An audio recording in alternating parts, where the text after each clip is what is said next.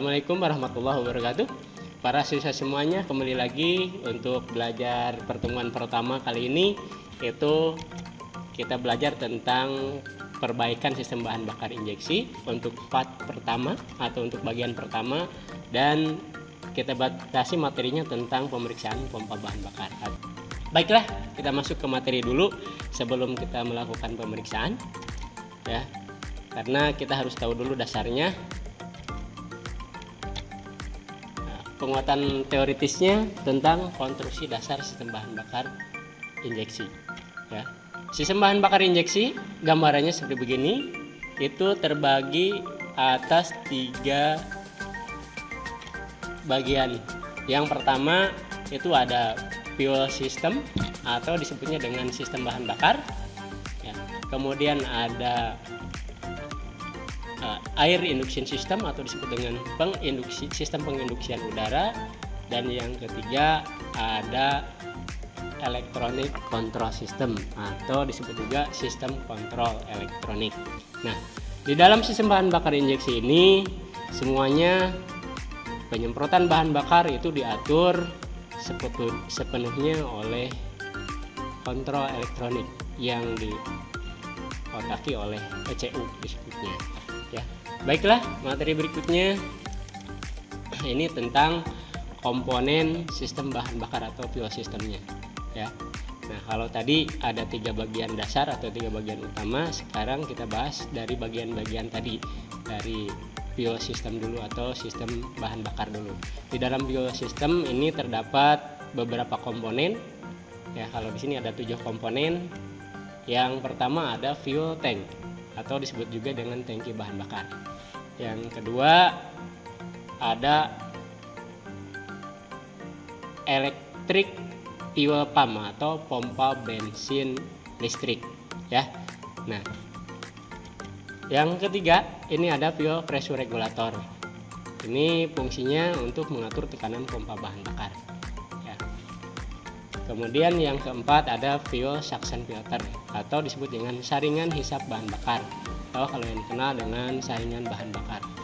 Kemudian yang kelima ini gambarannya yaitu fuel feed hose, ya, atau disebut juga dengan selang suplai bahan bakar. Yang keenam ada fuel injektor, kebanyakan orang menyebutnya dengan injektor. Nah, yang ketujuh ini disebut dengan throttle body. Kalau di sistem bahan bakar konvensional disebutnya dengan karburator, tapi kalau di sistem bahan bakar injeksi disebutnya dengan throttle body. Oke anak-anak, sistematika pengaliran bahan bakarnya itu sedikit berbeda dengan sistem bahan bakar yang karburator. Kalau sistem bahan bakar yang injeksi, ini aliran bahan bakarnya seperti ini. Bahan bakar yang ada di dalam tangki bahan bakar atau fuel tank itu nanti akan dipompa. Sebelum masuk ke pompa itu disaring dulu atau masuk dulu ke bagian fuel suction filter. Nah, setelah masuk ke fuel suction filter itu masuk ke pompa, kemudian mengalir ke fuel pressure regulator. Nah, tadi fungsinya fuel pressure regulator itu fungsinya untuk mengatur tekanan agar tetap konstan. Jika ada tekanan bahan bakar yang berlebihan, bahan bakarnya nanti akan dikembalikan lagi ke dalam tangki. Nah, tekanan yang standar yang sesuai dengan spesifikasi kendaraannya itu dialirkan ke injektor melalui fuel feed hose atau selang bahan bakar. Nah, itu sistematika pengaliran bahan bakarnya. Kemudian fuel pump modul. Nah, kita bahas dari fuel pump modul dulu. Nah, untuk pembahasan kali ini kita batasi tentang fuel pump saja untuk bagian pertama, ya. Nah, fuel pump modul ini gambarannya di fuel pump modul itu terdiri dari fuel pressure regulator, fuel pump dengan fuel suction filter. Nah, ini gambarannya seperti begini. Nah, gambar fuel pump di motornya itu adanya di dalam tangki bahan bakar. Kita bahas satu-satu. Nah, saringan bahan bakar atau fuel suction filter ini berfungsi tadi untuk menyaring kotoran agar tidak terhisap ke dalam pompa bahan bakar. Sedangkan pompa bahan bakar, nah, fungsinya untuk memompa dan mengalirkan bahan bakar dari tangki bahan bakar ke injektor. Nah, karena untuk motor injeksi tekanan bahan bakarnya harus mempunyai tekanan agar bisa disemprotkan ya. Kemudian fuel pressure regulator atau pengatur tekanan bahan bakar, dia fungsinya untuk mengatur tekanan bahan bakar ya. Kenapa harus diatur tekanannya? Karena tekanannya harus tetap konstan. Maaf, harus tetap berarti ya, atau disebut dengan konstan gitu ya. Nah, berapa tekanan pompa bahan bakar yang diizinkan itu tergantung dengan jenis merek kendaraannya masing-masing. Contoh, untuk Yamaha X-Ride ini tekanan pompa bahan bakarnya spesifikasinya itu adalah 300 sampai 390 kPa atau 42,6 sampai 55,5 PSI.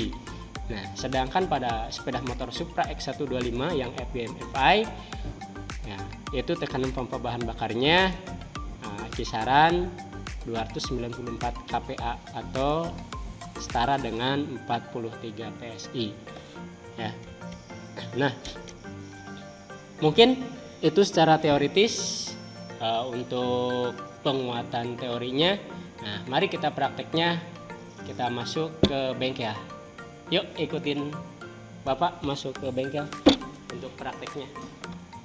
Oke anak, kita sudah berada di bengkel. Sekarang sebelum melakukan kegiatan praktek, kita pastikan dulu untuk perlengkapan peralatan prakteknya. Kita mengikuti berarti menggunakan baju praktek dan pastikan tidak menggunakan jam tangan sesuai yang lain. Kemudian tidak pakainya tidak menggunakan sabuk. Kemudian menggunakan sepatu safety. Oke, nah untuk praktek tertentu kita harus menggunakan sarung tangan. Tapi untuk praktek kali ini karena prakteknya hanya membuat bahan bakar saja, kita tidak perlu menggunakan sarung tangan. Kemudian kita masuk ke peralatan. Peralatan yang dipakainya ini ada hand tool. Kemudian ini ada alat ukurnya untuk mengukur tekanan pompa bahan bakar dan manual book sesuai dengan jenis motornya. Baiklah anak-anak, kita mulai eksekusi. Oke, kita mulai.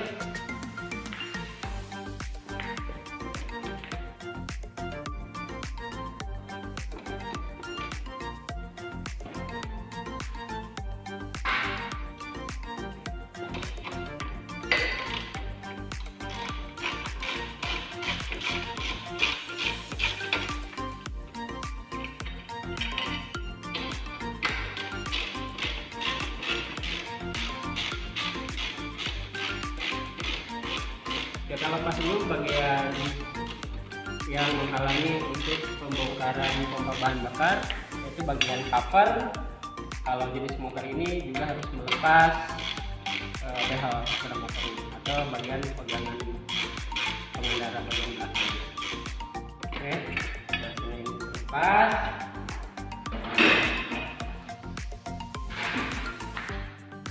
Kita lakukan pelepasan baterai dulu supaya tidak terjadi short circuit atau konslet.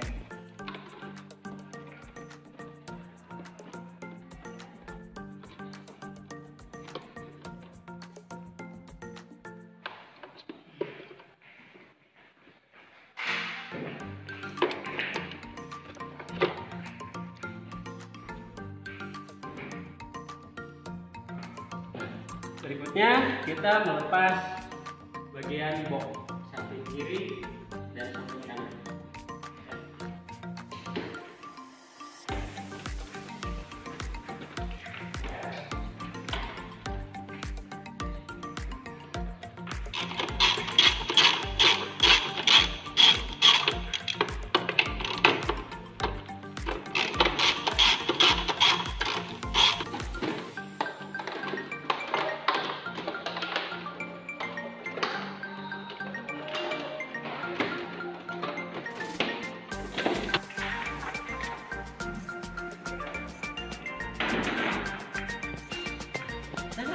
Saya nggak kan?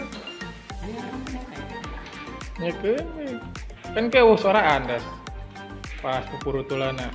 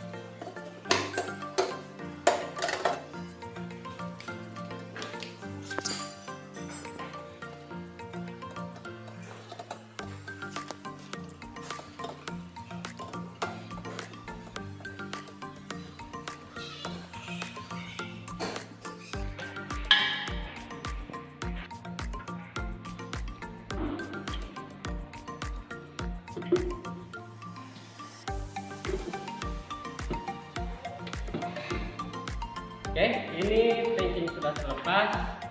Nah, pompanya tadi ada di dalam sini. Ini pompanya, ini yang kita akan bongkar. Ya. Oke, kita lanjut pembongkaran.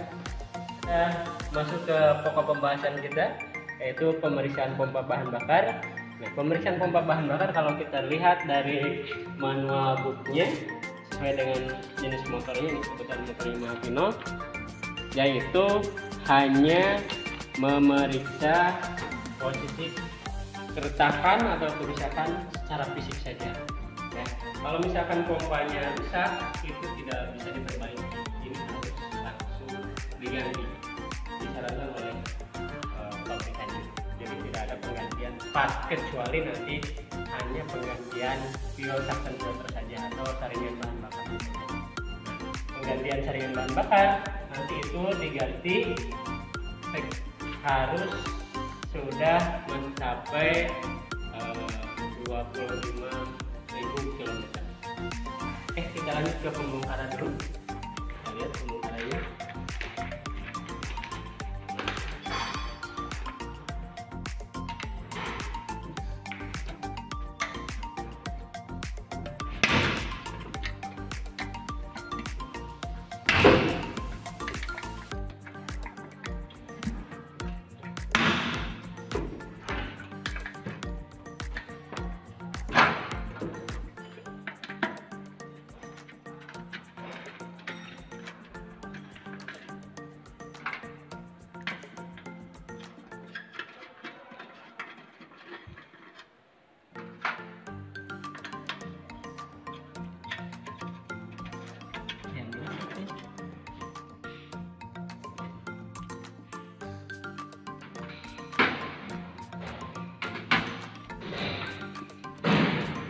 Dalam pembongkaran pompa bahan bakar, awas harus hati-hati ini karena nanti di sini ada fuel sender atau pelampung bahan bakar. Ini jangan sampai merusak fuel sendernya atau pelampung bahan bakarnya, ini pelampung bahan bakar. Nah, ini isi dari fuel pump tadi yang sudah dijelaskan di teoritis yang di kelas tadi. Nah, ini fisik dari fuel suction filter, kemudian ini fuel sender yang tidak dibahas, ini masuknya ke ampere bensin, istilah bengkelnya, atau indikator posisi isi bensin di dalam tangkinya. Nah, terus mana bagian pompanya? Pompanya ini di dalamnya adalah pompa bahan bakarnya atau fuel pumpnya, kemudian ada fuel pressure regulator. Nah, fuel pressure regulator dia berfungsi, nah di bagian dalamnya berfungsi untuk mengembalikan tekanan jika tekanan pompa bahan bakar terlalu tinggi, ya. Nah, terlalu tingginya berapa nanti sesuai dengan spesifikasi kendaraannya. Jenis kendaraannya kan ini sepeda motor Yamaha Mio, berarti antara 300 sampai 390 kPa. Yang lebih dari 390 kPa tekanannya berarti bahan bakarnya nanti akan dikembalikan lagi ke dalam tangki. Nah, ini yang tidak masuk di dalam bahasan teoritis karena ini hubungannya dengan ampere bensin, ya, atau disebutnya dengan indikator kondisi volume bahan bakar yang ada di dalam tangki bahan bakar. Ini namanya fuel sender, ya. Oke, tadi sudah saya jelaskan sebelum pembongkaran bahwa pompa bahan bakar ini tidak boleh dibongkar, ya, sesuai dengan yang diminta oleh pabrikannya. Kita hanya memeriksanya saja, apakah ada keretakan atau kerusakan. Ya, meriksanya seperti apa? Meriksanya secara fisik dan diukur lilitannya nanti, lilitan pompanya.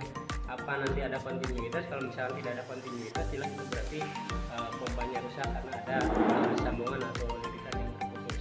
Oke, nah tapi untuk yang ini fuel suction filter ini bisa diganti, ya. Ada yang bisa diganti, ada yang sudah satu paket dengan pompanya harus diganti dengan pompa-pompanya kalau rusak, ya. Nah, kebetulan yang ini masih bisa diganti dengan part yang baru kalau misalkan fuel suction filternya sudah kotor atau menyumbat bahan bakar yang nanti masuk ke dalam pompa bahan bakarnya. Bagaimana cara melepasnya? Cara melepasnya tinggal ditekan ini. Ini ada pinnya, Ini pinnya untuk melepas biosuction filter. Pinnya ada dua, kiri kanan. Ini tinggal ditekuk saja, sebelah kiri dan sebelah kanannya tekan ke dalam. Nanti tinggal ditarik ke luar. Nah, ini untuk melepasnya. Nah, ini yang diganti.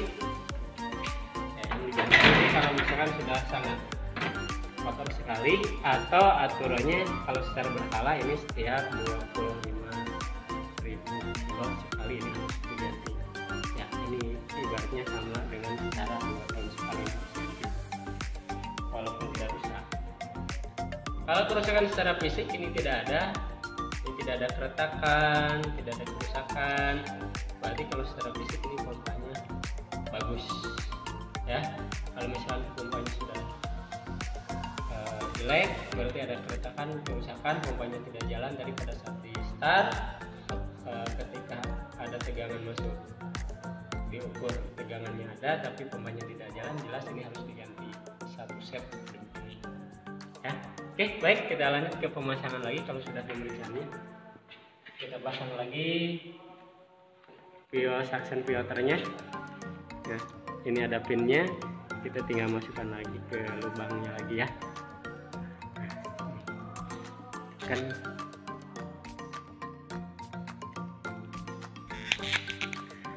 sampai ngunci lagi, ini yang ngunci ya, harus sampai ngunci lagi. Kalau tidak ngunci nanti bahan bakarnya lewat sini bocor, lepas. Kita pasang pumpnya ke tangki.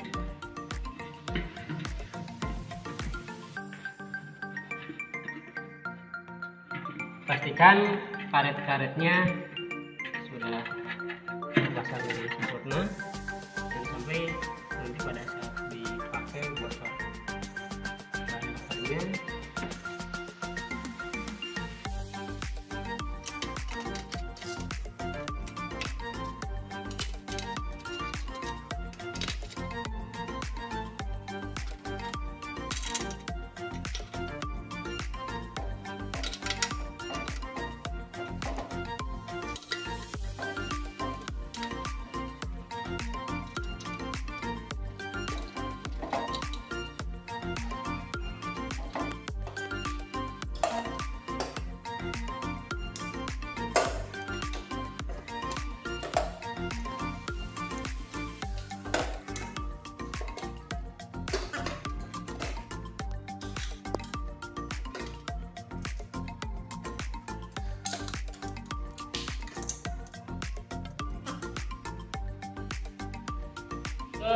Pemeriksaan tekanan pompa bahan bakar. Untuk memeriksa tekanan pompa bahan bakarnya, baterainya harus terpasang dulu karena posisi baterainya ada di atas tadi di dalam jok.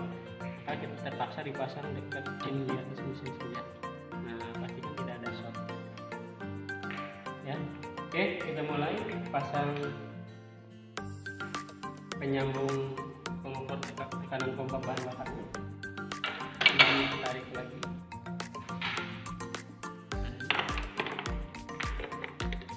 Pastikan tidak ada bahan bakar yang meresik agar tidak menimbulkan kebakaran.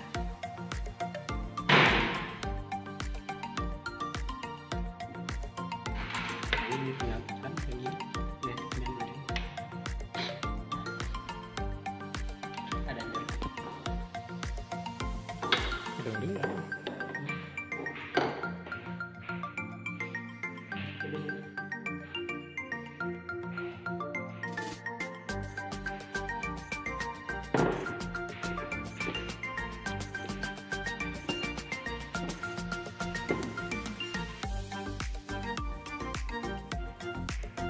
baik.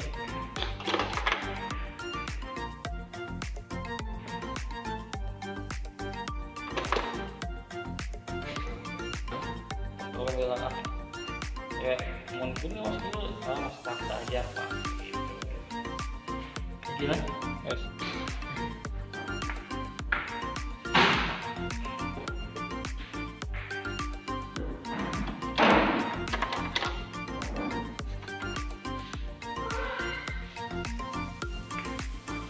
Bilang ada kerja.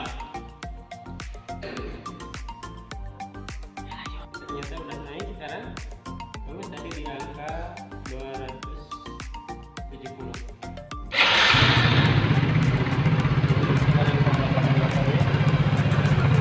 Jadi kalau dibaca KPI KPA-nya yaitu 250 KPA.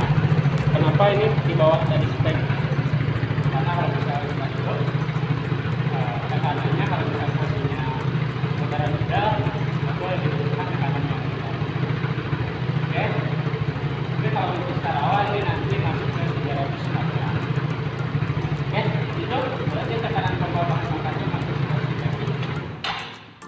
Untuk pemeriksaan tekanan pompa bahan bakar dan bahan bakar sudah selesai. Berarti pompa bahan bakar ini tidak ada masalah. Kita lanjut ke pemeriksaan tahap karbohidratnya.